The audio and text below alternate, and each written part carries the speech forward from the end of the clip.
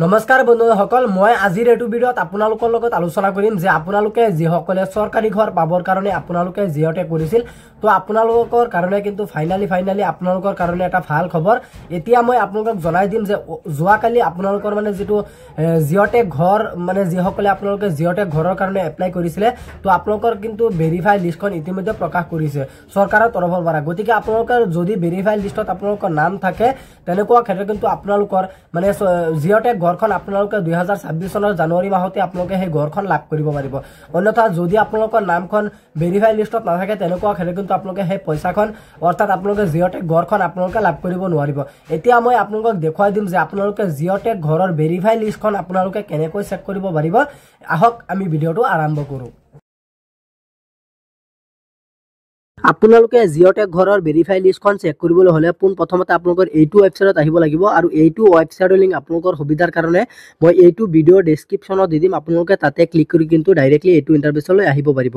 এইটো পেজলৈ অহাৰ লগে লগে কিন্তু আপোনালোকৰ সন্মুখত চাব এনেকুৱাকৈ আপোনালোকৰ সন্মুখত বহুত কেইটা অপশ্যন আপোনালোকৰ সন্মুখত শ্ব' কৰিব, আৰু আপোনালোকে চাব যে ইয়াতে আপোনালোকৰ আৱাসত বুলি এখন অপশ্যন লিখা আছে। আপোনালোকে ইয়াত চাব যে আৱাসত নামৰ এখন অপশ্যন আছে। আপোনালোকে চিম্পলি আৱাসত এখন ক্লিক কৰিব। যেতিয়া আপোনালোকে আৱাসত এখন ক্লিক কৰিব তাৰ পিছত কিন্তু আপোনালোকৰ সন্মুখত এনেকুৱাকৈ 5টা অপশ্যন শ্ব' কৰিব, আৰু আপোনালোকে ৰিপৰ্ট অপশ্যনত আপোনালোকৰ ক্লিক কৰিব লাগিব। যেতিয়া আপোনালোকে ৰিপৰ্ট অপশ্যনত ক্লিক কৰিব তাৰ পিছত কিন্তু আপোনালোকৰ সন্মুখত এনেকুৱাকৈ ইণ্টাৰফেচটো অপেন হ'ব। এনেকুৱাকৈ ইণ্টাৰফেচটো অপেন হোৱাৰ পিছত ইয়াত কিন্তু আপোনালোকে চৰকাৰী ঘৰত যিকোনো কাম কাজ আপোনালোকে এইটোত আপোনালোকে কৰিব পাৰিব।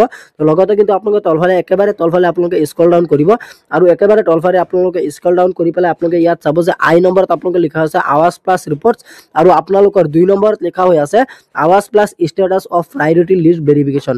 গতিকে আপোনালোকে চিম্পলি ইয়াত এখন ক্লিক কৰিব, আৰু যেতিয়া আপোনালোকে ইয়াত এটা ক্লিক কৰিব তাৰ পিছত কিন্তু আপোনালোকৰ মানে যিটো ষ্টেট আছে ষ্টেটখন আপোনালোকে আসামটো আপোনালোকে চিলেক্ট কৰি ল'ব। প্ৰথমতে আসামটো চিলেক্ট কৰাৰ পাছতে কিন্তু আপোনালোকৰ মানে যিটো হেৰি আছে ডিষ্ট্ৰিক্ট আছে ডিষ্ট্ৰিক্টখন আপোনালোকে চিলেক্ট কৰিব। মই আপোনালোকৰ সুবিধাৰ কাৰণে বৰপেটা ডিষ্ট্ৰিক্টখন মই চিলেক্ট কৰি লৈছোঁ। বৰপেটা ডিষ্ট্ৰিক্টখন চিলেক্ট কৰাৰ পাছতে কিন্তু তাৰ পিছত কিন্তু আপোনালোকৰ মানে যিটো হেৰি আছে ব্লক আছে ব্লক এখন চিলেক্ট কৰিব লাগিব। মই এখন ব্লক চিলেক্ট কৰি লৈছোঁ। ব্লকখন চিলেক্ট কৰাৰ পাছতে কিন্তু আপোনালোকে তলফালে চাব ইয়াত কিন্তু আপোনালোকৰ ছাবমিট বুলি লিখা আছে।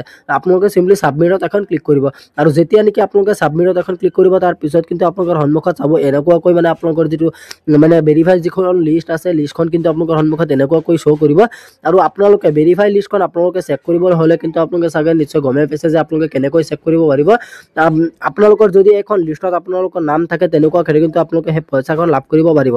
গতিকে আজি ইমানখিনি আছিল আপোনালোকক দিবলগীয়া ইনফৰমেশ্যন। আশা কৰিছোঁ ভিডিঅ'টো চাই ভাল পালে। যদি ভিডিঅ'টো চাই ভাল পালে তেন্তে ভিডিঅ'টোত এটা লাইক কৰি দিব, আৰু আপুনি যদি আমাৰ চেনেলত নতুন আছে প্লিজ আমাৰ চেনেলটো ছাবস্ক্ৰাইব কৰিবলৈ নাপাহৰিব।